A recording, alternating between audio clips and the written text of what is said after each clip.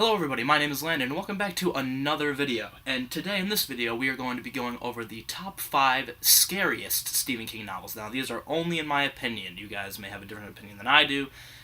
Feel free to share that in the comments below, what your 5 scariest Stephen King novels are. These are my 5. Now, before we get into this list, I will start off with a few honorable mentions. And my first honorable mention will be Thinner. So, Thinner is scary because we see this man go from the fat man that he is, like, I don't know how many pounds he is, 246. He goes from 246 pounds to, like, 120. And we just see him start, like, rotting away, and it's terrifying to read how he rots away. And what happens in the end. The ending is the scariest part of the book. I guess I can spoil things. I'll say this video is a spoiler alert.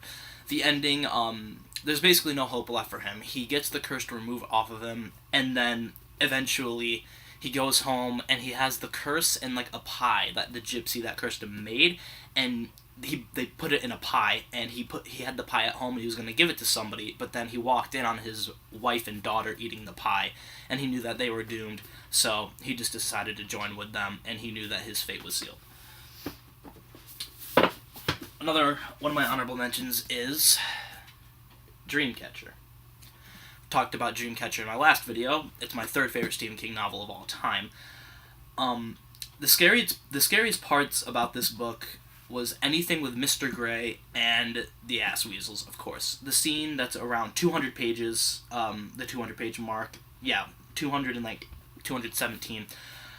When Jonesy and Beaver are in the bathroom, or like they go investigate the bathroom, and Rick McCarthy is sitting on the toilet, he's got blood on his face, and they hear something plop into the toilet, and then they realize that there's something in there that shouldn't be in there, and then it attacks Jonesy and Beaver ends up dying due to the ass weasel that's in the toilet.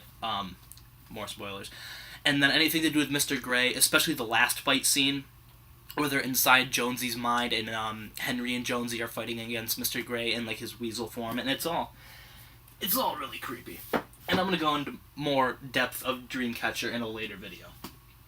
And my last honorable mention we have Cujo. This would have made it to the number 5 spot, but there's one that's scarier than this. The reason why this one's so scary is due to the fact that, besides a few scenes in this book, this could happen in real life. A dog, a Saint Bernard, it could get bit by a rabid bat, and it could go crazy on a town and overpower everybody, especially if they don't have any means of defense.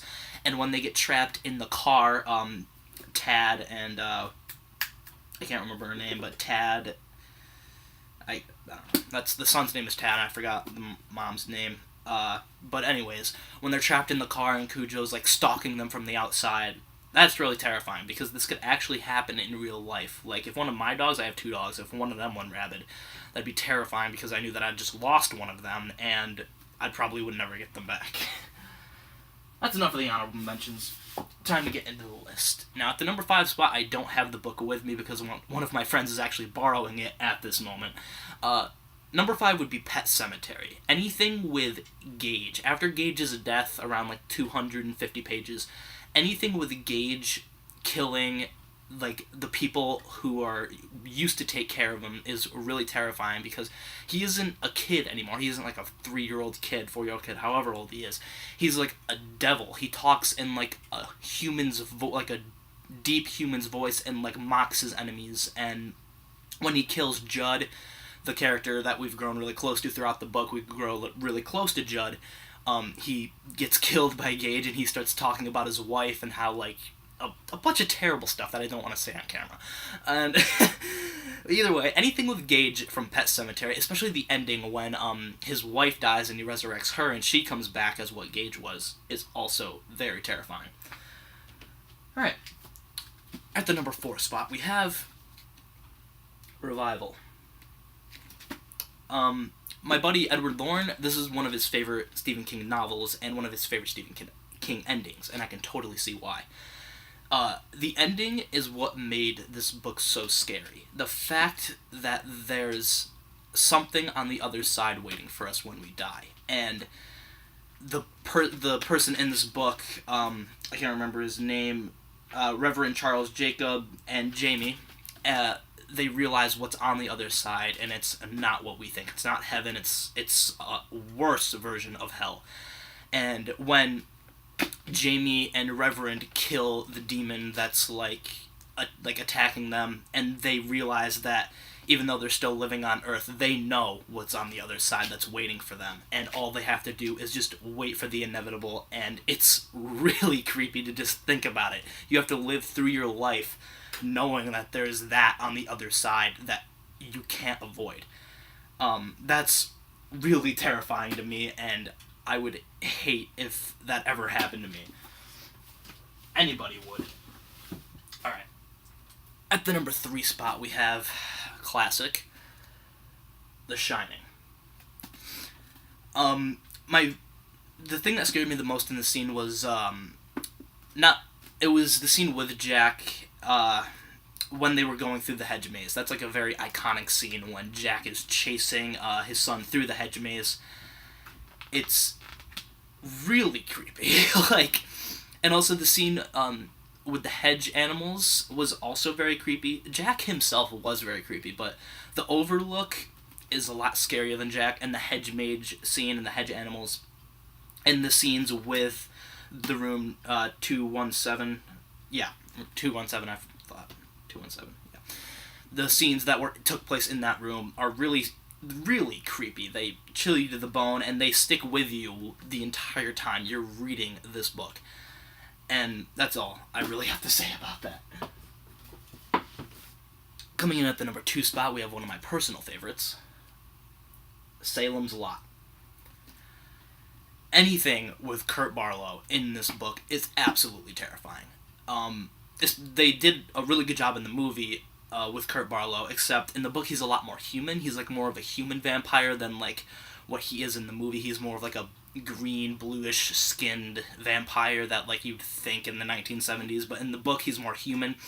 And anything to do with the scenes that he's involved in, like how he drags his enemies toward him, like he seduces them to come toward him, and the people that he possesses, or not possesses, but bites, and they turn into vampires too, and how they go throughout the entire town under this one master that they're just obeying, and they can't do anything about it. They're just under his control.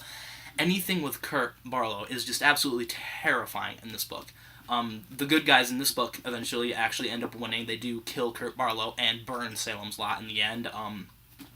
Ben Mears and the boy, I can't remember, Ben Mears, I can't remember his name. I'm terrible with names right now for some reason. Let me just flip. Danny. Oh no, Danny's the one who dies. Never mind, it's not Danny.